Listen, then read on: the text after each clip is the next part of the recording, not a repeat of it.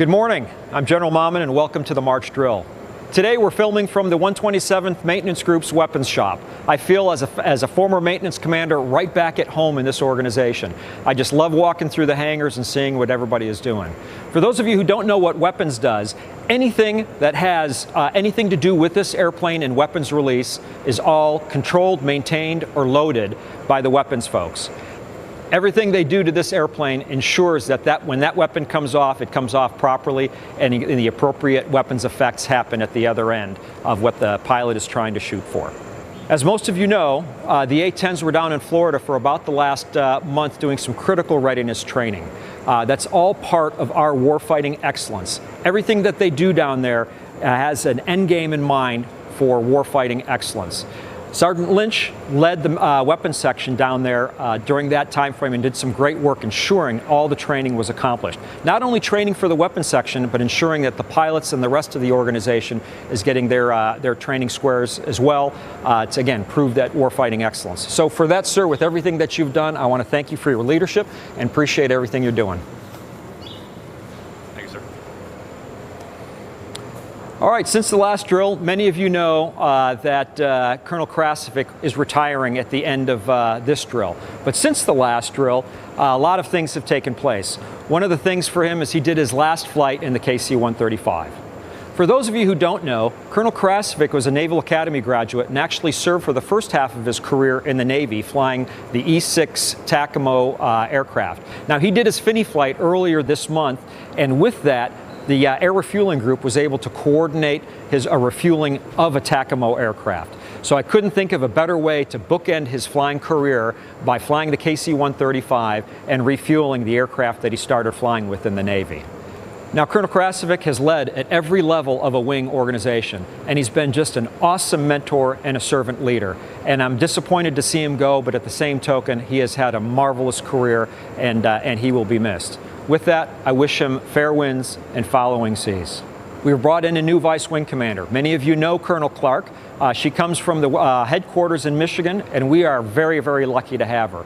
She's been on the ground here for about 2 weeks, and she's hit the ground running, and she's doing great work already. Also, no stranger to the headquarters, but new as the command chief is Chief Gordon. He was back here last drill, and this is going to be his second drill with us. So with that, he now gets a chance to talk to you with this video. Chief. Thank you, General Mammen. Good morning, Team Selfridge. I'm Chief Master Sergeant Rick Gordon, and I am honored to be named your next command chief. You know, this place is pretty special to me. I began my military career right here at Selfridge way back in 1991. A few years later, I left to embark upon what would culminate in a 25-year career with the United States Border Patrol, all the while continuing to serve in the Air Force.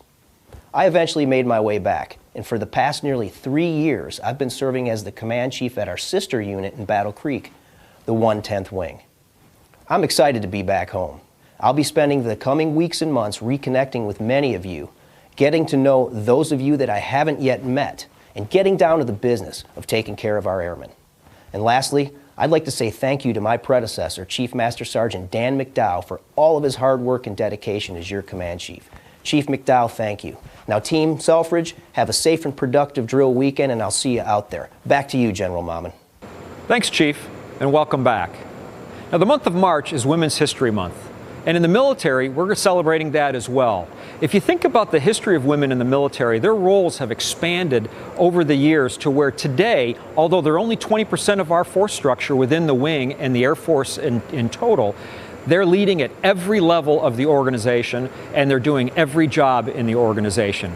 The history of women in our military has been rich, and as we go forward, they're going to continue to play an ever-increasing part of our future in our United States military.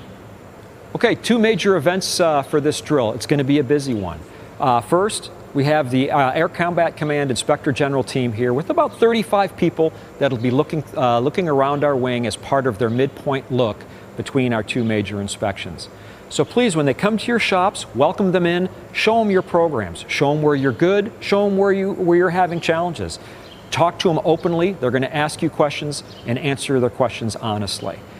They're here to help. They truly are here to help. They're going to give me a report at the end, and I'll be able to adjust resources to ensure that we do things better as we move forward. It's a very, very important part of our continuous improvement of the 127th Wing. The second effort for this drill weekend is part of our building block to warfighting excellence. You can anticipate in this drill that we're going to be doing about 3 hours worth of training in our MOP gear. It's all part of that ability to survive and operate. Each squadron is going to do it differently, and it could be at different times. So you may be walking around the base and see some people in their MOP gear and others not, but that's okay. I want the commanders to be able to do their training as best it fits within your training plan for this drill weekend. Looking out to the future, I'm looking at June for our air show and open house. Looking forward to this event because it's going to be truly exciting, and it's going to talk about our next 100 years. We're always looking for volunteers, so if you're interested in volunteering to work at the air show, please let your supervisors know. I'm sure we can place you someplace. Finally, I just want to talk about everybody being a recruiter. One of our emphasis items, which is really a critical readiness item, is to get to 100% end strength. We are just 79 people short of getting to 100%. Our recruiting team has been doing a fantastic job getting people on board. In fact, I believe they were number 6 in the nation for recruiting last quarter. So they're doing some fantastic work, but again, I need your help to get people on board. So if you know somebody that's interested, please tell them your story. Tell them to come out and talk to a recruiter. Bring them in. All we need is 79 people to get to 100% end strength, and I need your help. With that, thank you for your leadership and your professionalism.